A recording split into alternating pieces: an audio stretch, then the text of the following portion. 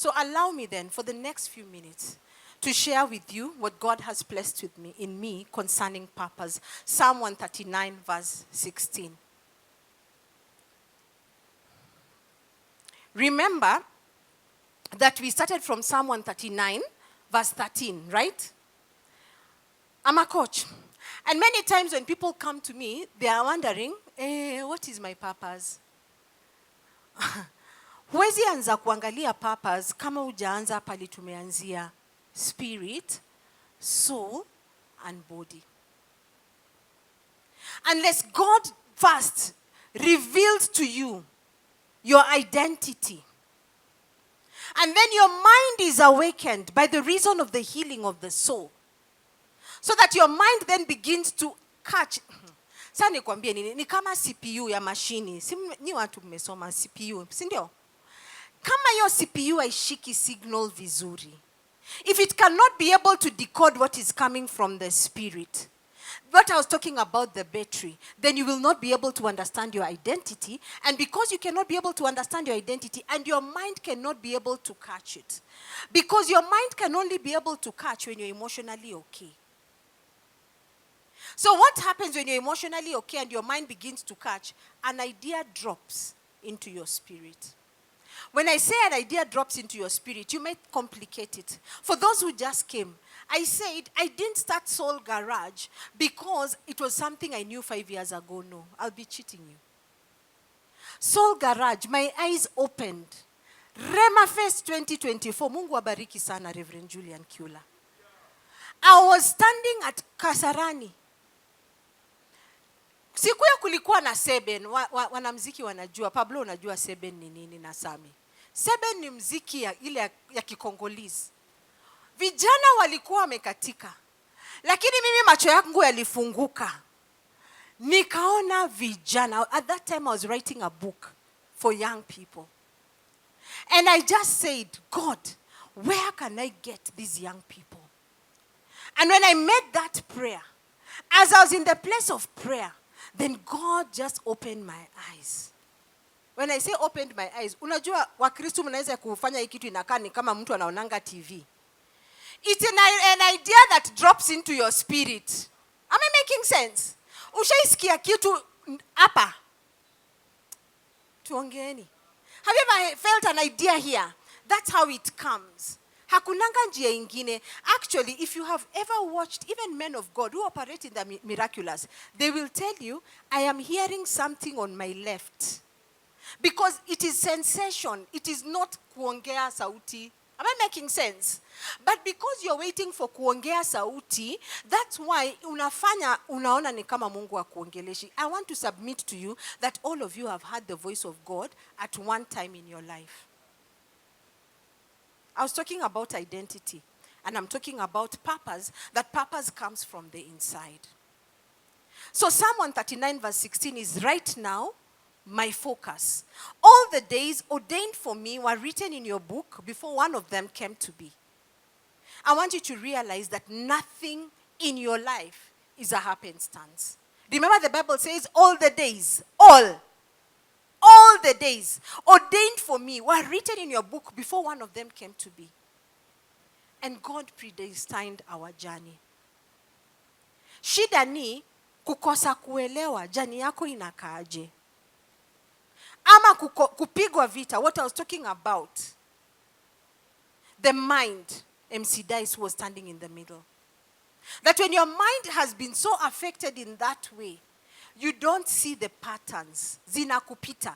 That's how opportunities pass. That's how even when God speaks to you, huelewi, because emotion, mind, iko na shida. So the search for purpose is really an internal calling, and that's where I started by when I was talking about identity. Please, I pray that you will go back and think about what I have talked about very deeply, because that is where the answers are. Now, how then do you understand your purpose? First, you check in your spirit. Remember Jeremiah chapter 1 verse 5? Before I formed you in your mother's womb, I knew you. Where Jethro was, and I was saying it begins with God revealing. 1 Corinthians chapter 2 verse 9 to 10. As he reveals to you, the signal haikujangi mwili yote inakujanga kwa spirit. So spirit yako lazima ikuwe poa ndio uweze kuunderstand. So what God has put in your spirit looks like your gifts. The natural things that you operate in, don't take it for granted. Do you know, just to use myself as an example, when I was a young girl, I used to do debate. I didn't know what it was going to be. See what I am doing today, I am on radio. See what I am doing today, I am speaking before you. God just simply used what was in me. So the first thing that you have to interrogate is what is in you. Ni gift gani iko ndani yako? That's why Moses aliulizwa na God, what is in your hand? Now, the challenge is, let me tell you my story so that I also help you to understand why I do what I do. I used to speak. I was a natural speaker, debate fast. You know, like the first person who speaks, ndio wengine wakuje, that was Judy Mzungu. Maisha ikakuja ikanipiga vita.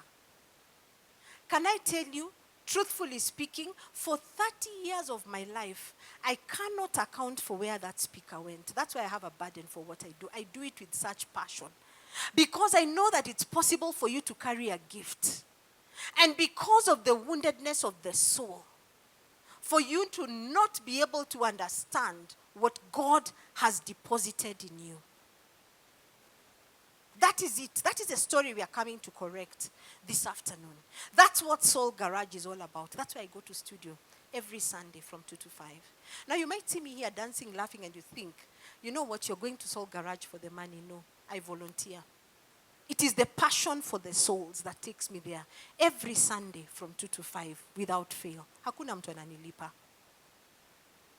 But I do it with such passion because I know the price of having something inside of you, a gift that God has given you that you can use to impact nations, to impact the world. But because of the woundedness of the soul, that gift remains inside of you. That was my story, brothers and sisters. Until one time, I went through a wilderness season. And so when I went through that wilderness season, it was a time that I spent with God. When I talk about intimacy with God, I truly know what I'm talking about. I spent 4 years without a job. I was broke. My husband is here. So he knows, this is story ya jaba, ni story ni kweli. 4 years bila kazi. 4 years, mara ya kwanza nikatetemeka. Because when you don't have a job, first you shake. I shook. I called people. I panicked. Deni zilikuwa zinajaa. Nashangaa Mungu itakuaje. And then one time I blessed God for my husband. Wanawake mkiomba, don't look for tall, dark and handsome. It is good if it's an extra. Pray for a prayerful man. Because my husband in that season, he told me, Judy, God will send ravens like me and others to take care of you in this season. Relax. I relaxed not because there was money. I relaxed because someone told me it's okay. When they talk about covering, that's what it is. Nikatulia. I stopped doing many things. I just started staying in the presence of God. You know, it might look counterintuitive, but me, I believe that there's a place where God can send you to Kerith Ravine. 1 Kings chapter 17. Elijah was sent to a place where even if angeenda na mahindi ingegrow. God can take you to a season where he isolates you so that you can be able to find you. That is what that season was for me. And then he began to remind me what it is that he had put inside of me. And when I began to remember, it was so interesting. I used to go to House of Grace Church at that time. I went back to my mother church. But I used to go back to House of Grace Church at the time. And opportunities for the expression of my gifts began to open. Why am I telling you that story? Spirit, soul, and body. Njoni tafadhali, so you can help me. I know MC Dice is probably doing a recording. Jeffro, come with your wife. Connie, is Connie there? Come. I want to show you something that I pray you will carry with you. Because purpose can only be found when you can be able to understand this thing. I talked to you about spirit, soul, and body. My dear, you'll be soul. Okay. So, when your spirit now becomes into alignment, remember I hold his hand, remember I mentored him, he's like my brother and my younger brother, na hizo vitu zote, tunapendana, tumetoka mbali, sawa? So, huyu Jeffro is the spirit, right? So he stays in the presence of God, then the spirit now begins to get ignited. Inawaka, ni kama kushtua gari imezimika. Inaanza kuwaka, alafu anashtua huyu sasa understanding, anaanza kukumbuka, I have speaking, I have this. Remember now yuko emotionally healed. Unaona, mind yake inaanza kukumbuka, nikiwa mdogo, I used to do this, I'm speaking to you. Some of you lost your dreams, some of you lost your, hopes. But this afternoon, a 50-year-old woman is coming to speak to you. Do I look 50? No, because he restores the years that the locust and the cankerworm have eaten. I want you to begin to believe. I didn't come to just do service. I came to reignite your hope. I came to revive your dreams. So, she begins to believe. She begins to remember. And then now, externally, what happens? It's almost, people who have gone through the program, sometimes wananishangaza, wananiambia this thing is like magic.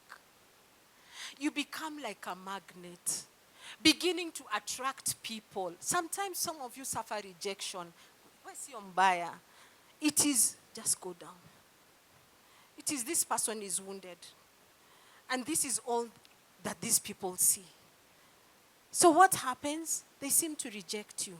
Don't give up, my sister. I was just among you. Don't give up, my brother. I was just like you. Rejected even by my own family. But when by the grace of God, I began to heal, and something began to happen inside of me, let me tell you, my external circumstances began to change. And this is how you find purpose. When I walked into studio, the external circumstances simply aligned to what God had put inside of me. And so the conversation this afternoon is to tell you, there's something God has put inside of you. How then do you find it? Please, let's celebrate them. I talked about your spirit, that you have to go back to your relationship with God. That's where your gifts and abilities are. And for purposes of reference, so that you can see that I'm not just telling you my story, I want you to know, let's go and follow purpose, how it happens, even from the Bible. I want us to look at the story of Joseph. What gift did Joseph have? He was a dreamer, right? So the gift was inside of him. You have a gift. Are you getting it? Moses had a gift. He was a leader. And it began to call to him. Remember when he was here and fighting people? It was the leadership in him that was beginning to call. There is a gift in you. That's what we do in coaching. I try to debunk coaching on Soul Garage because I understand not everyone can afford coaching. Yet too many destinies have been wasted. That's why I spend time every Sunday, 3 hours. If we can save a soul, so be it.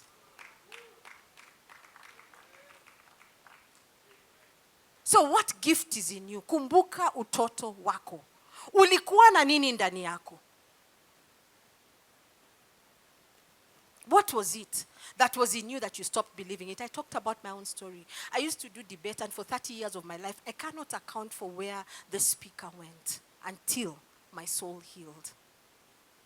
Secondly, I want us to look at your lineage. Add right in your notes. First, your spirit, your gifts. 2, you have to look at now the external circumstances. What did your lineage look like?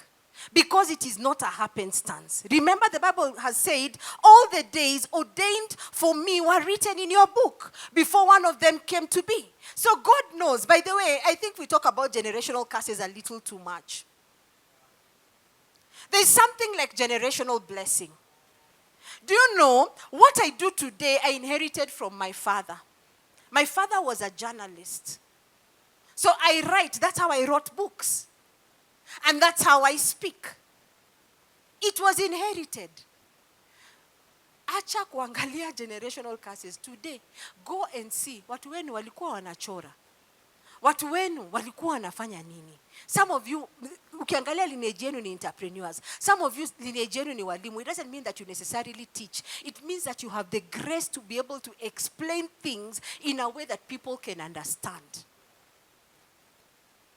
The second thing, lineage. And I'm thinking about lineage, I'm thinking about Joseph. Remember Jacob.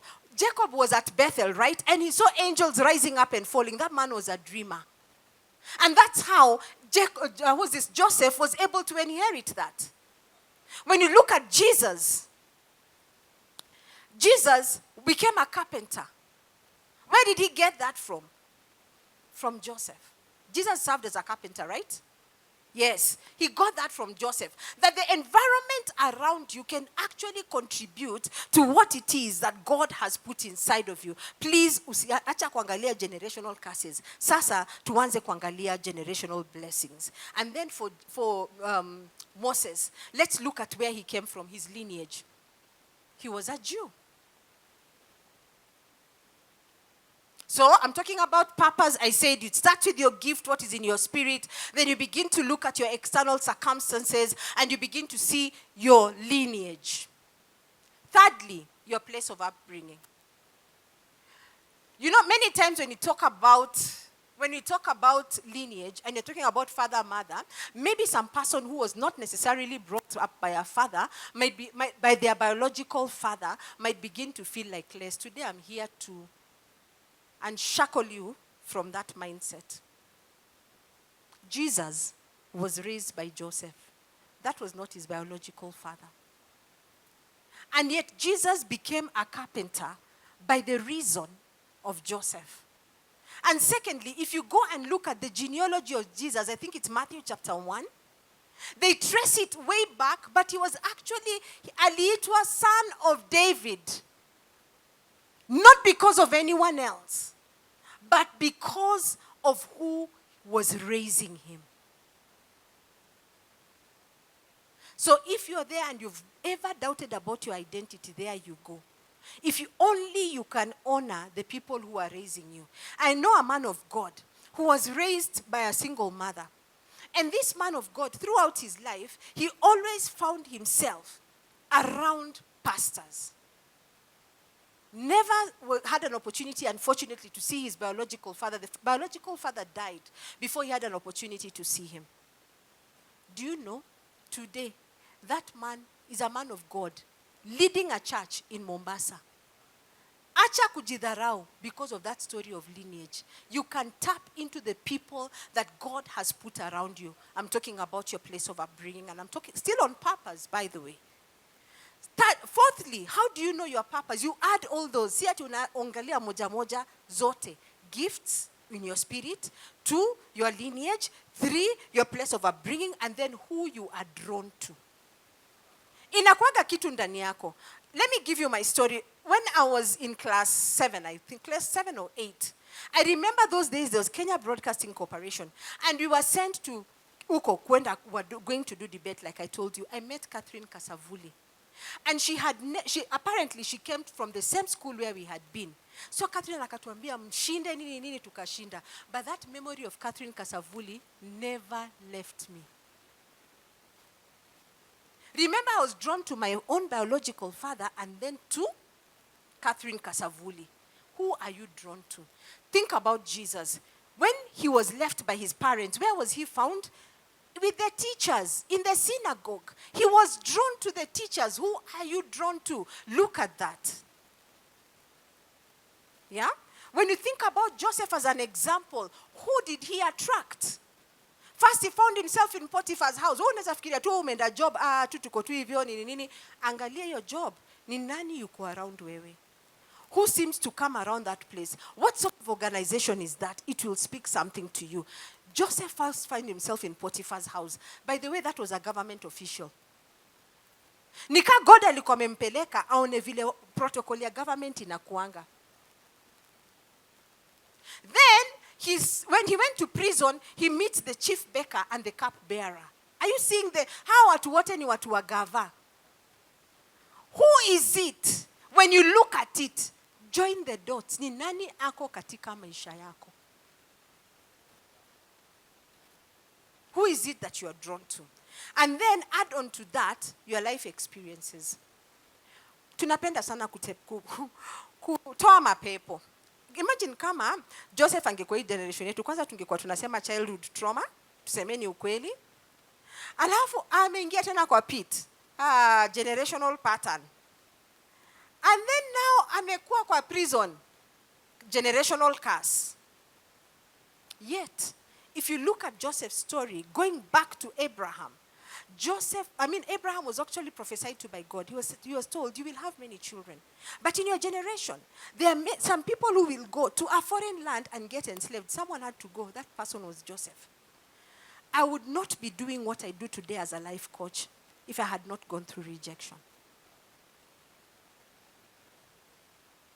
The pain in your story is part of God's purpose for your life.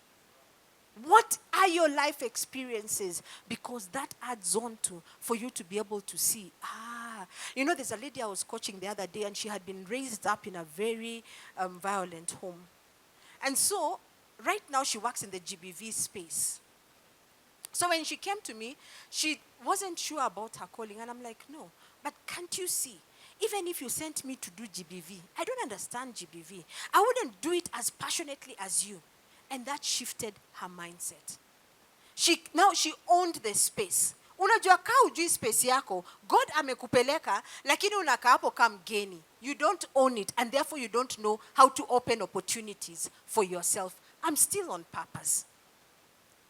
And then finally, I hope you're adding all those. Finally, how you know your purpose, the leading in your spirit, the burden that God has placed in your heart. Remember Moses? He actually killed an Egyptian. That was the burden in his heart long before God actually spoke to him. Remember Jesus? Luke chapter 4 verse 18? He knew. He said, I have been sent to give the good news, to bind up the brokenhearted, right? He knew what his purpose was. What is in your spirit? What is the burden in your heart? And then, for Joseph, his problem was solving leadership problems. Remember, he started in Potiphar's house. He was solving the cupbearers and bakers' problems, and he ended up solving the Pharaoh's problems. Now, I want you to realize, I know that there has been a lot that has been said concerning purpose, and saying that purpose is only your one thing. If I, as Judy Mzungu, at the age of 50 years, come and tell you that at 23, I have misled you.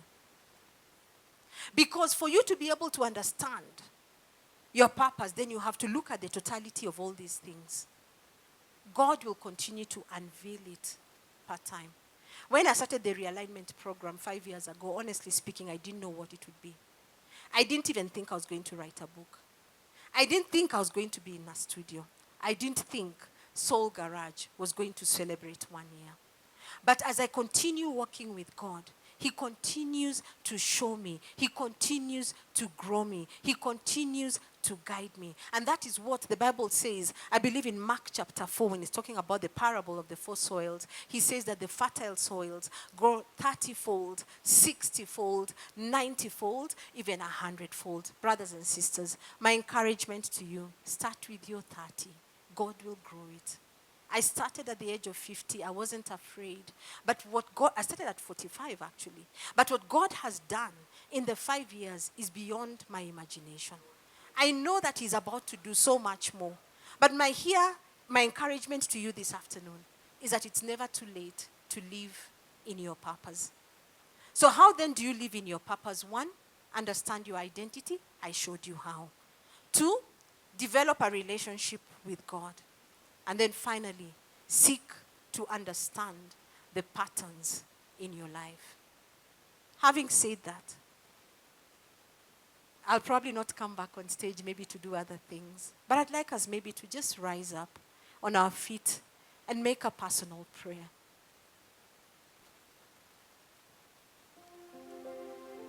I'd like to ask you to just ask God to reignite your spirit, that you'd be able to hear His voice so clearly. Ask Him, Lord, show me who I am. Reveal to me who I am, Lord. Show me who I am. Show me what you have deposited in me, Father. Ask God to heal your emotion. Anything that you have been carrying that becomes a hindrance to what it is that God wants to do with your life. Ask Him. Surrender your will to Him. Surrender your will to Him. Surrender your will to Him. That my soul says yes. Says yes. That should be your prayer this afternoon. That your soul will indeed be surrendered. I know maybe you sang that song without understanding. But I pray that this afternoon you will have greater understanding. That God does desire to speak to you. That God has deposited greatness in you. If only your soul can say yes. If only your soul can surrender. If only you can say, Father, here I am. Do with me what you want to do with me. Here I am, Father. Have your way.